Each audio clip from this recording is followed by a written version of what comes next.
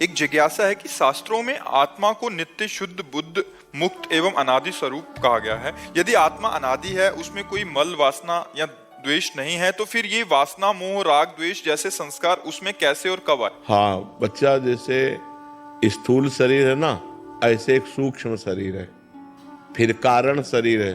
कारण शरीर जो स्थूल और सूक्ष्म का निर्माता है, सतोगुण, रजोगुण, तमोगुण से उसकी सृष्टि है।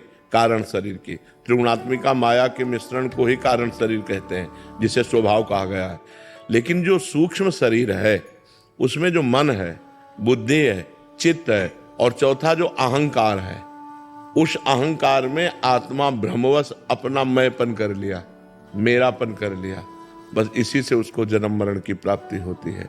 अब वो अहंकार विमूढ़ आत्मा करता हमिति मन्यते, यद्यपि वो निर्लेप है, निर्विकार है, अकर्ता है, फिर भी वो मैं करता हूं, मैं भोगता हूं, मैं देखता हूं, ये अंतःकरण के अहम धर्म से युक्त हो जाने के कारण, अंतःकरण में ममत्व हो जाने के कारण, अंतःकरण के अहम में मैं हो जाने के कारण उसको दुर्गति या सदगति भोगनी पड़ती है। उच्च लोकों में या अधोलोकों में जाना पड़ता है। पुण्य कर्म करता है तो उच्च लोकों में जाता है, पाप कर्म करता है तो अधोलोकों में जाता है, और ज्ञान प्राप्त हो जाता है, कर्ता हो जाता है तो अपने स्वरूप में स्थित हो जाता है। समझ पा रहे हो आप? श्री शुक्ला जी, अयोध्या जी से। राधे वल्लभ। गुरुदेव, आपके चरणों में कोटि कोटि प्रणाम। गुरुदेव, अंतरात्मा की आवाज और कामना जनित मन की आवाज को कैसे पता करें कि अंतरात्मा परमात्मा की आवाज कौन सी है? विकट प्रतिकूल परिस्थिति में जो अंतरात्मा शास्त्र प्रमाणित आदेश करे वो तो अंतरात्मा की आवाज है, और जो इंद्रियों को लेकर भोगों की इच्छा प्रकट करे वो मन की आवाज है। जैसे आप किसी स्त्री की तरफ हेरे तो अंदर से आएगा गलत है, क्योंकि शास्त्र आज्ञा करता है पर स्त्री की तरफ दोष दृष्टि से नहीं देखना चाहिए, तो अंदर से आज्ञा गलत है, ठीक नहीं है। अब आप अपने मन की आवाज सुन लिए लेकिन अंतरात्मा की आवाज नहीं सुने तो आपकी दुर्गति हो जाएगी। अंतरात्मा की आवाज शास्त्र प्रमाणित होगी, मतलब सत्य होगी, मंगलमय होगी, पर उसको वही मान सकता है जो नाम जप करता है कि नहीं, हमारा हृदय नहीं कहता मैं ऐसा करूं। और अगर कहीं भूल चूक से गलती हो गई तो जलेगा हृदय और दोबारा नहीं करेगा। तो अंतरात्मा जो भगवान की आवाज होती है वो शास्त्र प्रमाणित होती है, मतलब निष्पाप आवाज होती है, उसमें पाप कभी नहीं हो सकता। और जो पाप की आवाज होती है वो मन की आवाज होती है कि चलो ऐसा कर लेते हैं, चलो ये खा लेते हैं, चलो ये देख लेते हैं, चलो ये भोग लेते हैं।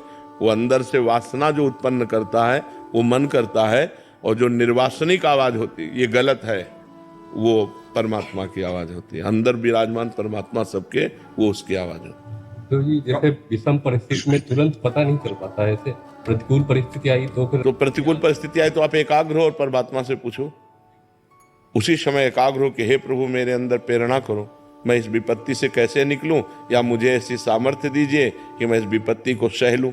दोनों बातें हैं। अगर विपत्ति आई है तो मुझे सहने की सामर्थ्य दो, या इस विपत्ति से निकलने की सामर्थ्य दो।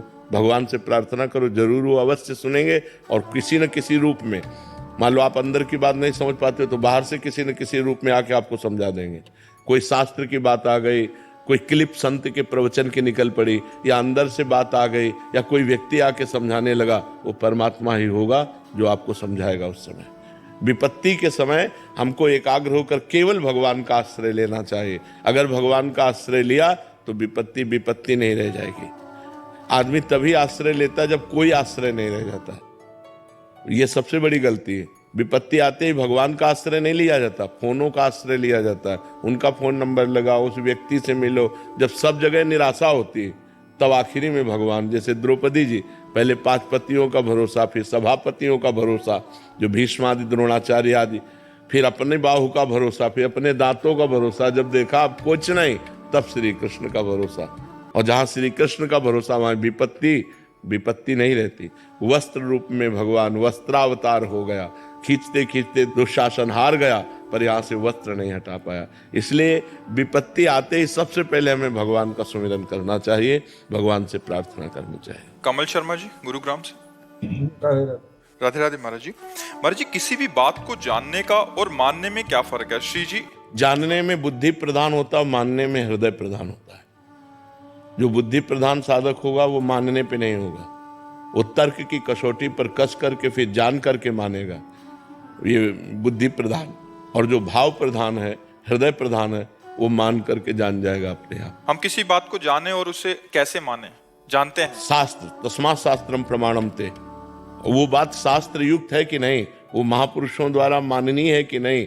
ऐसा नहीं कि हम अपने बुद्धि कसौटी में कस लिया और वो बात हाँ हो गई तो हम उसे करेंगे, नहीं। तस्मात् शास्त्रम प्रमाणम ते कार्य अकार्यो व्यवस्थितो, कार्य और अकार्य की व्यवस्था शास्त्र में की गई। शास्त्र और संत प्रमाणित बात है तो हम उसे मानते हैं, शास्त्र और संत प्रमाणित बात नहीं है तो हम जानने पर भी नहीं मानते हैं, क्योंकि हमारी बुद्धि अभी परमात्मा प्राप्त नहीं है, अभी अशुद्ध है, त्रिगुण माया के अंतर्गत है, सतोगुण रजोगुण तमोगुण के अंतर, त्रिगुणातीत नहीं। त्रिगुणातीत बुद्धि में न संशय होता है और न किसी और प्रमाण की जरूरत होती है, वो भगवत स्वरूप होती है। लेकिन जब तक त्रिगुण के अंतर्गत है तब तक हमें शास्त्र और संतों के वचनों का आश्रय लेना होगा कि हमारे अंदर जो बात आ रही है, जो हम बात जान रहे हैं, वो सही है कि नहीं।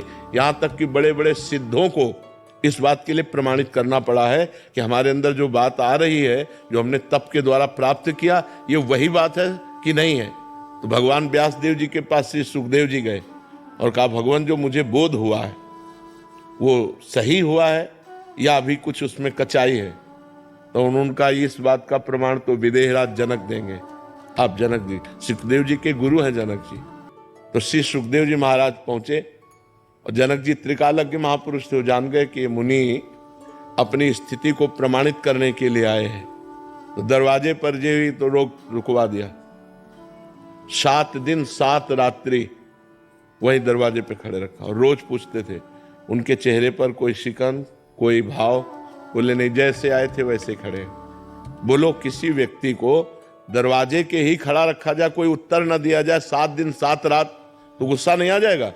लेकिन वो बिल्कुल शांत है। 7 दिन के बाद उनको महल भेज दिया। वहां नई नई सब 16-18 वर्ष की सुकुमारी लड़कियां उनकी सेवा में लगा दी। अब जनक जी राजा है और ये महाराज तो परमहंस है, दिगंबर रहते थे, नंग धड़ंग, 16 वर्ष की अवस्था। 7 दिन 7 रात्रि उन 9 कुमारियों की सेवा में रहने पर भी बोले जैसे गेट के बाहर थे वैसे ही महल के अंदर है, उनमें कोई फर्क नहीं। तब जनक जी आए और कहा, मुनि तुम्हें वो स्थिति प्राप्त है जिस स्थिति को ब्रह्मबोध कहते हैं। तो उसके लिए भी प्रमाणित करने के लिए गुरु की जरूरत पड़ी ना। तो हमारे अंदर कोई भी जानने में बात आती है तो शास्त्र संत सदगुरुदेव से प्रमाणित होनी चाहिए जी। विवेक जी मुरादाबाद से। राधे राधे महाराज जी। महाराज जी, कर्म समर्पण में किन किन बातों का ध्यान रखना चाहिए? अनजाने में जो पाप हो जाते हैं, समझ नहीं आता समर्पित करें या नहीं। पाप नहीं तो लॉकर में कबाड़ जमा करोगे क्या? बैंक के लॉकर में कबाड़ थोड़ी जमा किया जाता है। सोना चांदी रुपया पैसा कीमती वस्तुएं जमा की जाती हैं। तो भगवान की बैंक में अगर कबाड़ जमा करोगे तो यही लौट के मिलेगा बहुत ज्यादा करके। तो जब पाप हो जाए तो हमें प्रायश्चित करना चाहिए। भगवान नाम कीर्तन करना है, गंगा स्नान करना है, या तीर्थों में भ्रमण करना है, या जैसे गजेंद्र मोक्ष का पाठ है, और भी भगवान नाम, विष्णु शास्त्र नाम भगवान नाम है, उनका गायन करो और शपथ पूर्वक कि ये जो गलती हो गई दोबारा हमसे नहीं होगी। पाप ऐसे नष्ट करो और जो पुण्य और अच्छे कार्य हैं वो भगवान को समर्पित कर दो। पाप कर्म नहीं होना चाहिए। बहुत अगर पाप कर्म जब समर्पित करोगे तो कई गुना बढ़कर उसका फल मिल जाएगा। तो इसलिए हमको नहीं, हमें पाप कर्म को नष्ट करना है। तो नाम संकीर्तनम यस्य सर्व पाप प्रणाशनम, भगवान के नाम का संकीर्तन समस्त पापों का नाश कर देता है। तो उस समय नाम संकीर्तन करो और ये नियम लो कि आज से जो गलती हुई वो हम दोबारा नहीं करेंगे। अब लो निशानी, अब ना नशे हो, अब तक हुआ अब आगे नहीं करेंगे। समझ पा रहे हैं आप? कर्म समर्पण करते हैं, वहाँ जो गलतियां हो जाती है मानसिक मुझे जैसी हो, तो गुरुदेव के चरणों में क्षमा करके समर्पण कर सकते हो? नहीं, मानसिक तो गलती का कोई प्रभाव नहीं पड़ेगा। कलि करे एक पुनीत प्रतापा, मानस पुण्य होई और नहीं पापा। मानसिक पाप हो जाता है तो कलयुग में उसे दंड नहीं मिलता है, लेकिन क्रिया ना होने पावे। और जो शारीरिक पाप है तो तुम्हें उपाय बताया ना, हाँ, इस स्तोत्रों का गान करके, नाम कीर्तन करके, व्रत उपवास करके, गंगा स्नान करके अपने पाप को नष्ट कर दे, उसे भगवान को समर्पित न करे। मुन्ना शंकर पांडे जी। राधे राधे महाराज जी। महाराज जी, हमारे प्रिया प्रीतम तो कण कण में विद्यमान है, मगर फिर भी ब्रज संग ब्रजवासियों पर तो उनकी विशेष कृपा। अगर हम 3-4 दिन के लिए अगर वृंदावन धाम वास आते हैं तो अपनी प्रेम लक्षणा भक्ति को और प्रगाढ़ करने से ब्रजवासियों की मधुकरी मांग सकते हैं महाराज जी? विरक्तों के लिए ठीक है ये। गृहस्थ ऐसा कर सकते हो कि 500 रुपए की सब्जी, दाल, आटा, चावल, घी लेके उनको दे दिया, फिर एक दिन भोजन पा लिया। 100, 200, 500 की सामग्री ला के दे दी, फिर भोजन मांग कि आज हमको भोजन दो। वो ठीक। नहीं तो विरक्त बाबाजियों के लिए मांगने का विधान है, गृहस्थ को मांगने का विधान नहीं है। अपनी कमाई का खाओ। अगर 100 रुपये का भोजन लिया तो 200-300 रुपये का हम सामग्री दे दी, ऐसे तो ठीक रहेगा। ऐसा शास्त्र जैसा शास्त्र माधुकरी वृत्ति, भिक्षा मांग, भीख मांग के खाना, ये संतों के लिए है, गृहस्थ के लिए नहीं। गृहस्थ को देना चाहिए। आप गृहस्थी में रहते हैं तो धाम आए हैं, 4 ब्रजवासियों के घर 1-1 किलो आटा दे दिया ऐसा, और फिर 4 रोटी ले ली तो चलेगा, लेकिन ऐसे नहीं। समझ पा रहे ना? ऐसे नहीं। डॉक्टर मनीष शर्मा जी, महाराज जी आप कह रहे हैं कि आप एक प्लास्टिक सर्जन हैं। महाराज जी, एक्सीडेंट और गंभीर रूप से जले हुए मरीज जिनका बचना असंभव सा हो जाता है, उनके उद्धार के लिए महाराज जी मैं क्या प्रयास कर सकता हूँ?